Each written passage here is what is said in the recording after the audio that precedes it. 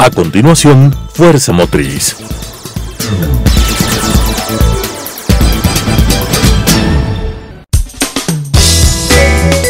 Clasificación A. Apto para todo público.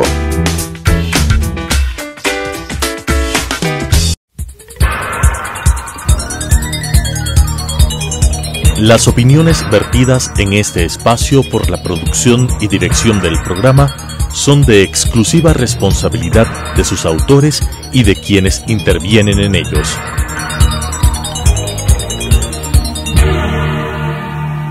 Telesucesos Canal 29 UHF presenta Fuerza Motriz, con temas de interés del sector automotor, estadísticas e industria automotriz, entrevistas a empresarios, curiosidades y consejos, con la conducción de Pablo Ordóñez y con el respaldo de AEADE, Asociación de Empresas Automotrices del Ecuador.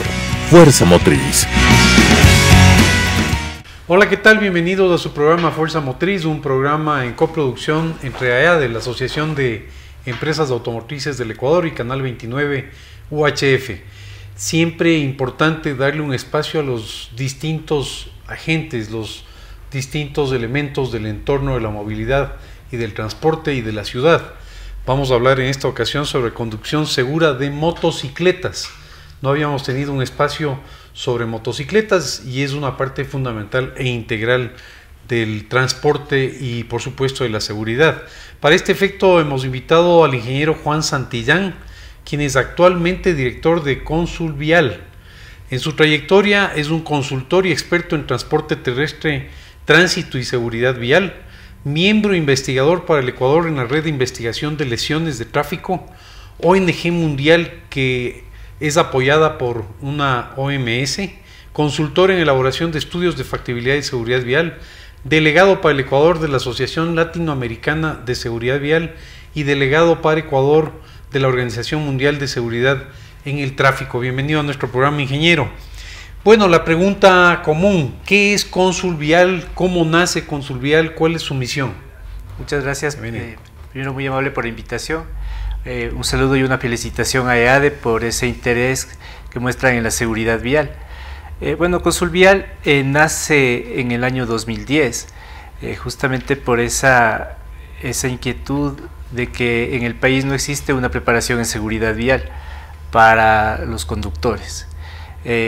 Encontrando esa falencia, pues Consul Vial genera todos sus esfuerzos en la preparación técnica y científica de conductores. Dentro de la preparación de la conducción, en los saberes se determina que la persona debe saber qué es lo que hace, pero también debe conocer qué es lo que hace. Y es justamente la falencia que se ha detectado. Los conductores, por ejemplo, de empresas, tienen la experiencia de guiar su vehículo, pero les falta un poco la parte de conocimientos técnicos de cómo realizar la actividad. Es en ese ámbito en que nosotros inicialmente trabajamos, brindando conocimientos técnicos, conocimientos científicos de cómo realizar la actividad adecuadamente. Y esto también pues conlleva a una generación de esfuerzos por salvar vidas, y también desde el ámbito empresarial también a reducir costos en las empresas por una buena operación de un vehículo y eliminación de lesiones que podrían tener los ocupantes o los conductores de los vehículos. ¿Cuáles son los principales proyectos que ha realizado o está realizando Consul Vial? Bueno, en Consul Vial trabajamos, como le comentaba, en el área de formación en seguridad vial. Adicionalmente, pues ampliamos ya nuestros portafolios de servicios y actualmente trabajamos también en el área de auditorías viales, ¿sí? Inspecciones de seguridad vial para criterios de vías, de construcción de vías. Trabajamos también en el área de creación de centros de revisión técnica vehicular para los gobiernos autónomos municipales. Trabajamos también y aportamos con campañas de seguridad vial, colaboramos con la sociedad civil también en temas relacionados con seguridad vial, con ayuda a víctimas, es decir, tratamos de abarcar los 5 pilares de seguridad vial. Si bien es cierto, ¿cuáles son? Sí es un esfuerzo minúsculo en comparación a todo lo que se puede hacer, pero de esa manera nosotros aportamos con la seguridad vial del Ecuador. ¿Cuáles son esos 5 pilares? Bueno, la Organización Mundial de la Salud define como 5 pilares de la seguridad vial. Primero, el primer pilar es la institucionalidad, es decir, todo lo que tiene que ver con el aparato de Estado relacionado con la organización de la seguridad vial. ¿Sí?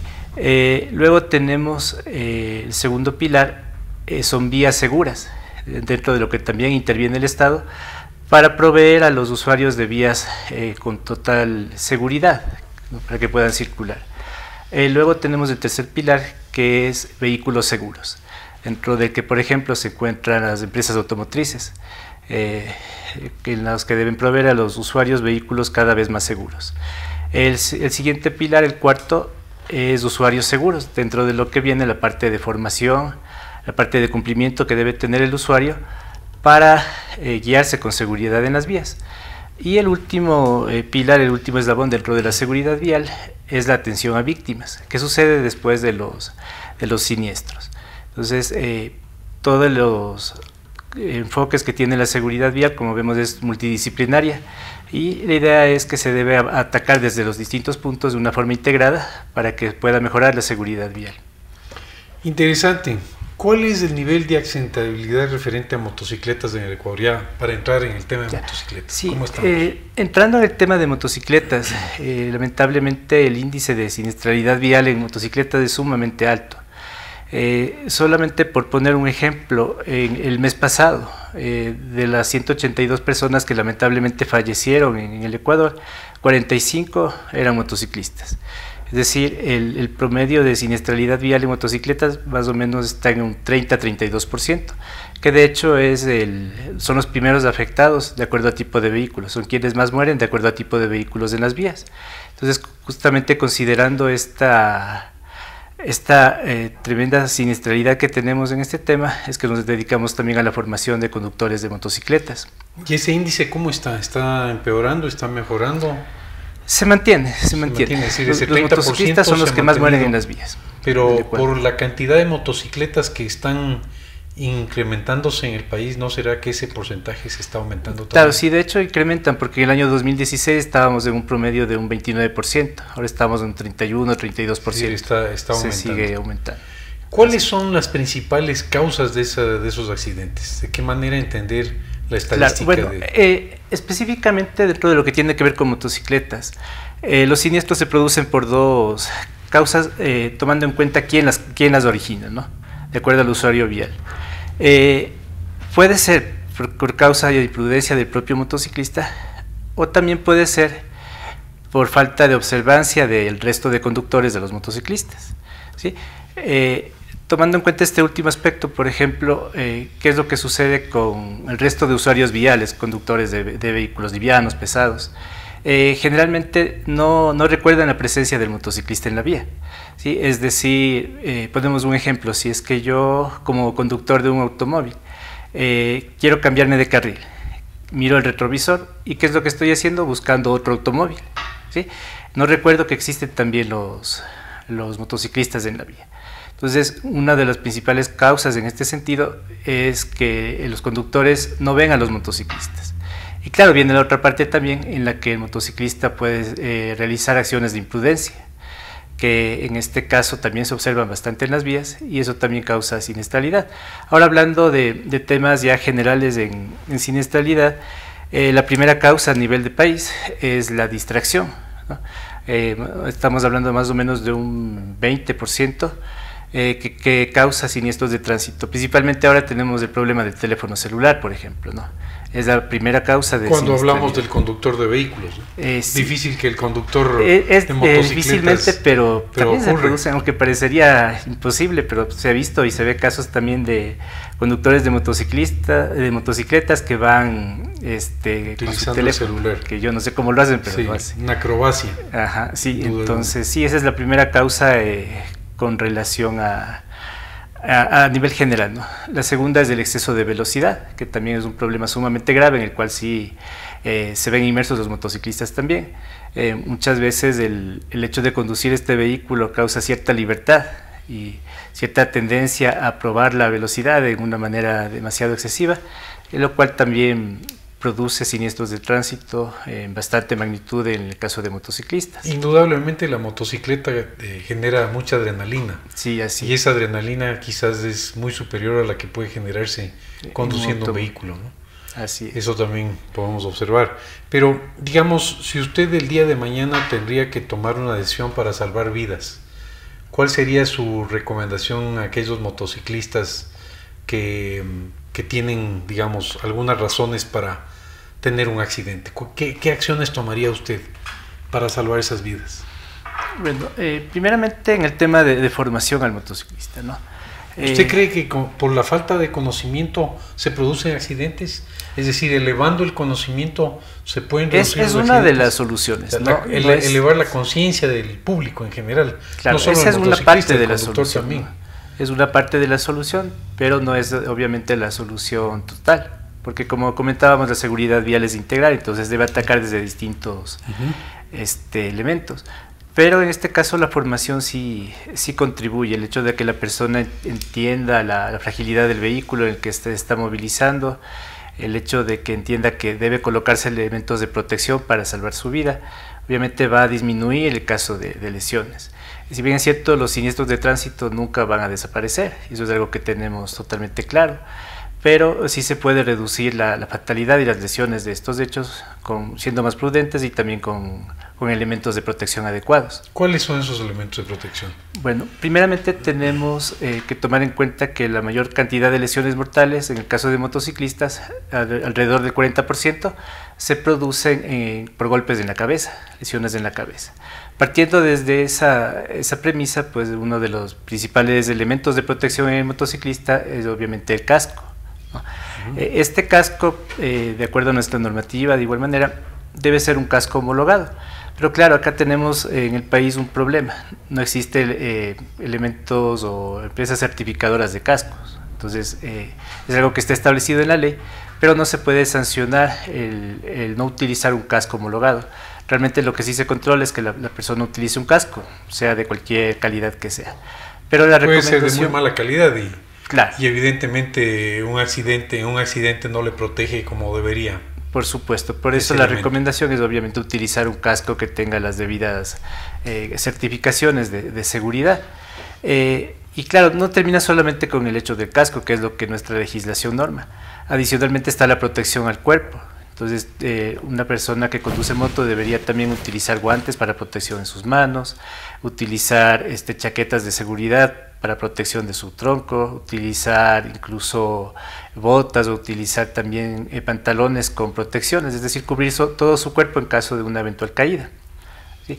Adicionalmente, pues tenemos la tecnología que va avanzando en este tema de seguridad pasiva para motocicletas. Existen actualmente también chaquetas con airbag, ¿no? Que es como que la última tecnología en seguridad para motociclistas que también se encuentran en el mercado. Y también es de gran ayuda en caso de que una caída en el motociclista. Usted hablaba de que este problema es un problema integral, donde hay algunos elementos como el estado, las vías, los vehículos, el usuario y obviamente la atención a las víctimas. Dentro de esta cadena integral también hay accidentes de motociclistas por imprudencia de peatones. También. Se producen también accidentes de ese tipo, es decir, está un motociclista circulando y de pronto un peatón no circula por el paso cebra o hay esa imprudencia y el motociclista, por tratar de evitar el impacto con ese peatón, causa un accidente o se accidenta, más bien dicho. Claro, también ocurren esos casos y lamentablemente también existe falta de formación a los peatones. Justamente esa imprudencia puede causar también siniestros a los motociclistas y no solamente el caso de personas, tenemos varios objetos y otros instrumentos que también pueden afectar, por ejemplo, baches en las vías, por ejemplo, o también animales que se cruzan intempestivamente en las vías, tomando en cuenta que la motocicleta no tiene estabilidad propia como un automóvil, entonces esto es un factor determinante también para producir siniestros. ¿Qué va a ocurrir en el Ecuador? ¿Van a seguir creciendo el volumen de motocicletas y por lo tanto las medidas de precaución deben aumentarse? Así es. ¿Qué es lo que va a pasar? Vemos otros países en el Asia sobre todo donde hay una masificación del transporte en motocicleta. ¿Eso va a ocurrir en el Ecuador? Sí, la tendencia realmente en el incremento de motocicletas es hacia la alta en el Ecuador, ¿no? Seguir más lejos, en Colombia tenemos también ya ese caso de problemática donde existen ciudades en las que hay más motocicletas que automóviles. Realmente acá no creo que lleguemos a ese estado, pero sí se incrementa el nivel de uso en la motocicleta y obviamente también se debe buscar las medidas preventivas para que este uso compartido en las vías no influya negativamente en la seguridad vial. ¿Sí? Pero existe esa tendencia a la alta realmente en el uso de la motocicleta y claro, tiene sus ventajas, es un vehículo mucho más económico, el costo de mantenimiento, de combustible es mucho menor que un automóvil, la facilidad de desplazarse es mucho más rápida que un automóvil, tiene sus ventajas, lo que hace atractivo al usuario que pueda conseguir una motocicleta. Finalmente parte del principio de una necesidad de movilidad, no habría la necesidad de comprar una motocicleta si es que los usuarios, ustedes, los ciudadanos, no requerirían de un mecanismo de movilización. Hablamos en este programa muchas veces sobre el transporte público y la falencia de ese transporte público, y a partir de esa falencia pues el usuario lo que busca es una solución. Generalmente tendemos a culparle al usuario, sin embargo lo que está buscando el usuario es una solución de transporte y de movilidad. Volviendo al tema de los accidentes, una buena parte de los accidentes se produce por el apuro que tienen muchos conductores de motocicletas dedicados en su diario vivir al transporte de alimentos. Así es. ¿No será que en el Ecuador debe haber una normativa eso y evitar de los 30 minutos o gratis porque son 30 minutos o subida? ¿No será que hay que establecer alguna norma en ese sentido para evitar esta alta velocidad de estos motociclistas que posiblemente están tratando de cumplir con su deber, pero al mismo tiempo ponen en riesgo su propia vida? Por supuesto, debería existir una normativa en ese sentido. La normativa debería partir desde el Estado y también desde las empresas, ¿no? El tomar en cuenta la seguridad vial antes que de pronto el cumplir con una campaña publicitaria que han determinado. Es decir, que todos deberíamos tomar en cuenta este tema de la seguridad vial, desde el Estado, desde las empresas, para sus colaboradores y también cada uno de nosotros como usuarios viales, desde nuestro entorno, el tratar de mejorar esa seguridad vial, ¿no? Muchas veces también esperamos que el Estado es el que cumpla, pero nosotros como usuarios no aportamos. Entonces, hay que empezar a cambiar nuestro mundo para que cambie este universo de la seguridad vial y sea más seguro. Usted mencionó algunos de los elementos de seguridad que son importantes para prevenir accidentes. Viene esto contrastado con la normativa. Así es. Ya habló usted sobre los cascos. ¿Cómo ve usted la normativa respecto a lo que usted recomienda como seguridad para los motociclistas? ¿Estamos en lo correcto? ¿No estamos en lo correcto? Hay países que tienen mayor control, hay otros que no. Queremos ser más perfectos que el país más exigente. ¿Cómo estamos en la normativa? Bueno, se está tratando de avanzar. De hecho, en la Agencia de Tránsito están tomando en cuenta el tema de certificación de los cascos, están trabajando dentro de esa área. ¿Sí le están escuchando a usted? Sí. Un poco, por lo menos, sí. Un poco en lo que se puede aportar, nosotros colaboramos con criterios técnicos. Justamente uno de los criterios que se ha indicado a las autoridades es que una disminución en el uso de elementos homologados tiene que ver con el precio alto con el que se cuenta en el mercado para estos elementos. Entonces, justamente lo que se ha propuesto es que exista una disminución o una exoneración en impuestos, en aranceles de importación para este tipo de elementos.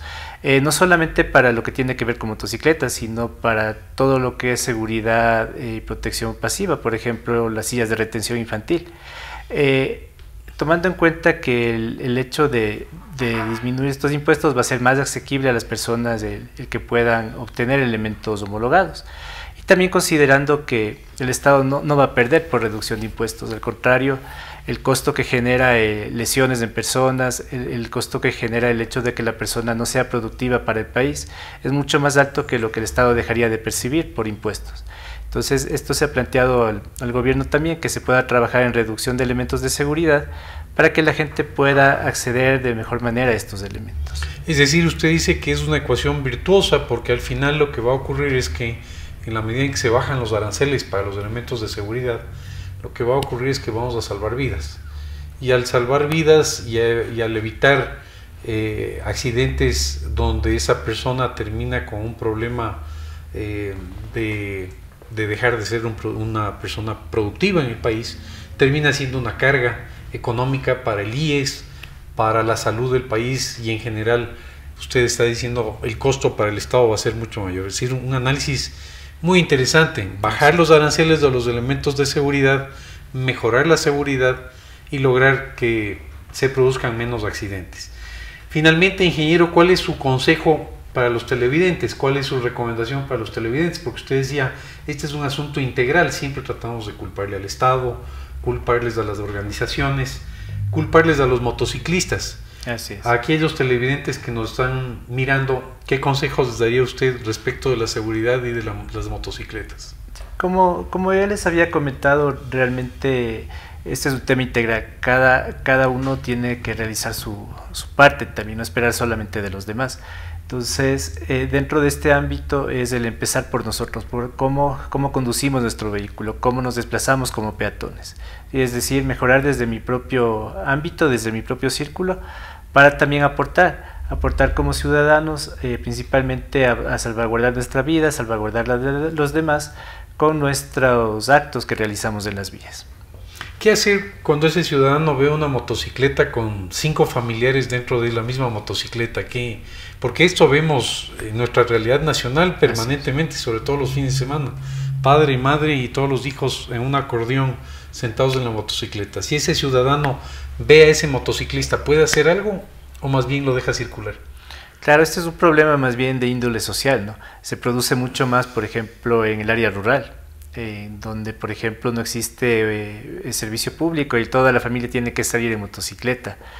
Entonces, es algo, si bien es cierto, que atenta contra sus propias vidas, también tiene que ver con la parte social, cómo ellos se desplazan si no existe un transporte que los pueda servir. Sin embargo, claro, también está la responsabilidad de cada uno de salvar vidas, como nosotros como ciudadanos también está el derecho y la responsabilidad de comunicar a las autoridades si es que existe algún acto en este caso que atenta contra la seguridad. Entonces, de igual manera se puede denunciar también estos hechos como ciudadanos, y no solamente en este caso, sino en todos los casos que atentan contra la propia seguridad, la vida de todas las personas, pues se puede denunciar y los agentes de tránsito toman también las cartas sobre el asunto. Muy bien, algo interesante. Nosotros como ciudadanos podemos prevenir los accidentes, podemos evitarlos, pese a que no utilicemos la motocicleta. El grupo social que le rodea al motociclista puede presionarle a que utilice los elementos de seguridad, el casco, y decirle, mira, no te movilices con toda tu familia porque vas a tener un problema y un accidente. Sí, somos todos nosotros agentes de cambio. Nos acompañó el ingeniero Juan Santillán, quien es el actual director de Cónsul Vial, con quien conversamos sobre la conducción segura de motocicletas. No va a ser el primer programa que hablamos sobre motocicletas. Es parte integral la motocicleta de toda la movilidad de la ciudad y del país, y por supuesto es parte de este programa de Fuerza Motriz. Muchas gracias y nos vemos la próxima semana. Las opiniones vertidas en este espacio por la producción y dirección del programa son de exclusiva responsabilidad de sus autores y de quienes intervienen en ellos.